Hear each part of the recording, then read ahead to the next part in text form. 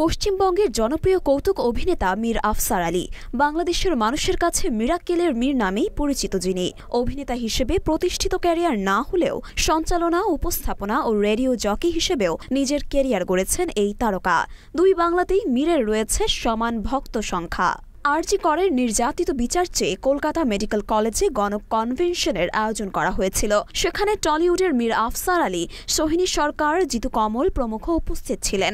সেখানেই বক্তব্য রাখতে উঠে একাধিক বিষয় নিয়ে কথা বলেন মীর বক্তব্যে বলেন, যারা এই আন্দোলনকে হুজুগ বলে মনে করছেন বা ছোট করছেন, এবার তাদের সামনে দেখলেই থুতু ছেটাবেন। এরপর চিকিৎসকদের উদ্দেশ্যে বলতে শোনা যায়, আপনাদের অনেক শুভেচ্ছা এই আন্দোলন চালিয়ে নিয়ে যাওয়ার জন্য। আমার মনে হয় নিজেদের হাততালি দিতে পারেন। এর আগে এই শহর এমন আন্দোলন দেখেনি। আজকে আমাদের সঙ্গে যৌথভাবে আন্দোলনে নেমেছেন অন্যান্য ডাক্তারি সংগঠনগুলো।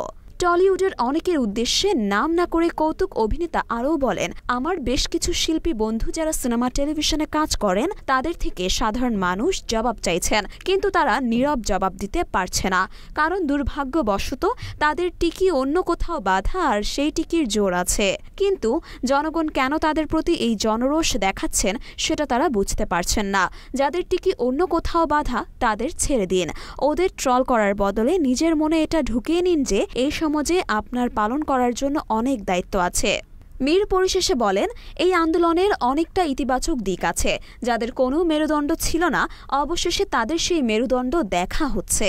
আবার যাদের মেরুদণ্ড আছে বলে বিশ্বাস করতাম, তাদের কিছু একটা সমস্যা দেখা যাচ্ছে, তাই তারা উঠে দাঁড়িয়ে সত্যতা বলতে পারছেন না। মূলত গত ৯ আগস্ট ভোরের দিকে কলকাতার শ্যামবাজার এলাকায় অবস্থিত আরজি কর মেডিকেল কলেজ হাসপাতালে চিকিৎসকদের বিশ্রাম কক্ষ থেকে এক নারী চিকিৎসকের ক্ষতবিক্ষত মরদেহ উদ্ধার করা হয়। পরে ময়নাতদন্তে জানা যায়, ওই চিকিৎসককে ধর্ষণের পর হত্যা করা হয়েছিল। তবে মরদেহ উদ্ধারের পর হাসপাতাল কর্তৃপক্ষ বলেছিল ওই চিকিৎসক আত্মহত্যা করেছেন। কর্তৃপক্ষের এই বক্তব্যের পর প্রথমে ফুঁসে ওঠে কলকাতা, পরে গর্জে ওঠে পুরো পশ্চিমবঙ্গ। মরিয়ম মিম, ঢাকা পোস্ট।